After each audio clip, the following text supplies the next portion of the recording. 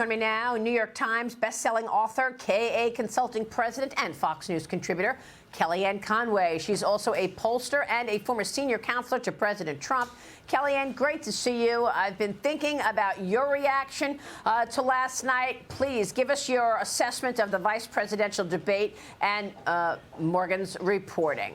Sure. Well, it shows why President Trump picked J.D. Vance as his running mate, and it shows the magic and the measurement that happens after somebody submits himself to tough questions in over 100 interviews in the short time he's been the running mate. This is what you need to do. You need to parry with the hostile press under wing of Air Force Two or Trump Force plane. You need to submit yourself to interviews. And President Trump has often said J.D. Vance is unafraid to go into any lion's den of hostile media and shag those flies. You simply cannot show up the first time to do this on a debate stage, as Tim Walz did, hiding from the press and think that somehow you'll be able to stretch those muscles you haven't been using all along. I'm not much into performance and scoring and who won, who lost, because let's face it, this country is hurting. We have chaos and crisis, not in a tweet, not in an errant comment here and there by President Trump, but we have chaos and crisis everywhere we look. The grocery store, the gas pump, the southern border, in our communities and neighborhoods, and certainly abroad, Maria, where the hot spots are going on. So I feel it was, and look, they had downplayed Walz's ability to perform in this debate, but he should have been ready for a couple of the big questions. Like, he had to, he lied about where he was.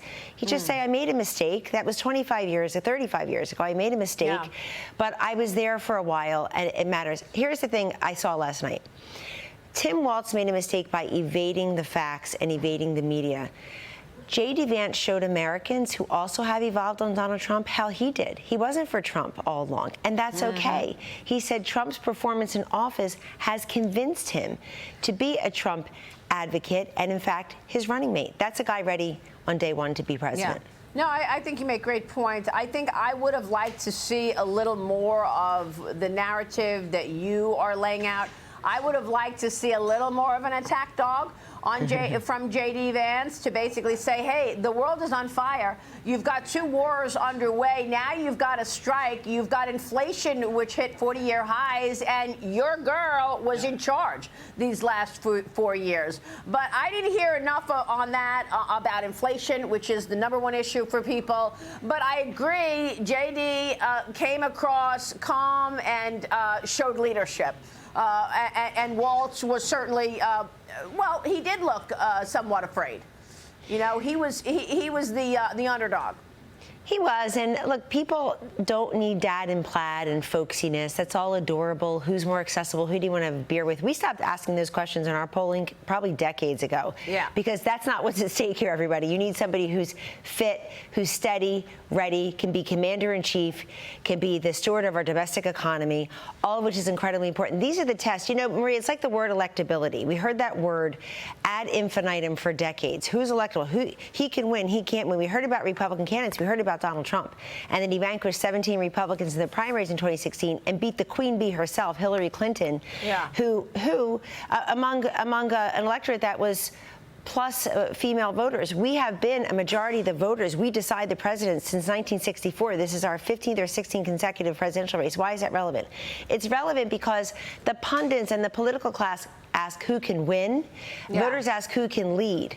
And that's what they're going to see from last night. They're not going to ask who won the debate. They're going to say who showed me that they are steady and ready, who gave me confidence in their competence, and who's listening to me. I also think that J.D. did a smart thing. Question one, unsurprisingly, was about Iran. But he said, let me introduce myself to America. He took 45 seconds to do that. For those who don't remember what he said or never saw what he said at the RNC, who have only heard an errant comment here and there, and he basically challenged his country to do something. Don't measure me in full based on a thing I said here, a thing I said there.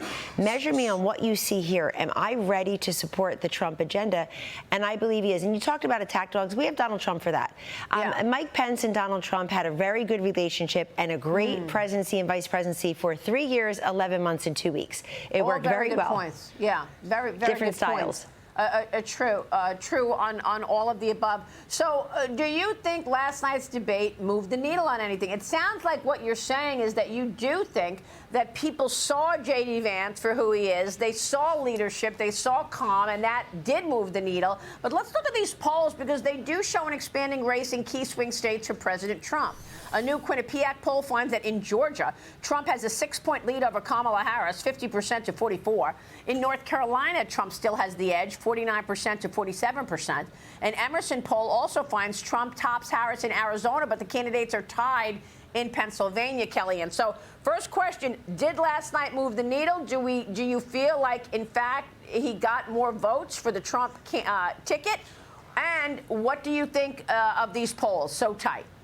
So first of all, if those polls held and today was Election Day, Donald Trump would win. That means the underlying fundamentals benefit him. I would have thought that Kamala Harris would be doing better in the Sunbelt states, higher minority populations. She's actually fighting for Wisconsin, Michigan, most of all, and then tag on Pennsylvania. If Donald Trump wins Georgia, North Carolina, and Pennsylvania, Marie, he's the next president. And it's trending that way. Why? And remember, when he picked J.D., a reporter asked him, what's your plan for J.D. Vance on the trail? Quote, I think I'll park him in Pennsylvania. So obviously, J.D. Vance has gone many other places and spaces, but that is an important point to reflect on now, months later, that J.D. Vance from Ohio does have a certain pull in Pennsylvania. I think Pennsylvania is tough for Kamala Harris, the Catholic vote. She's not Scranton Joe. The Teamsters did not endorse her, et cetera.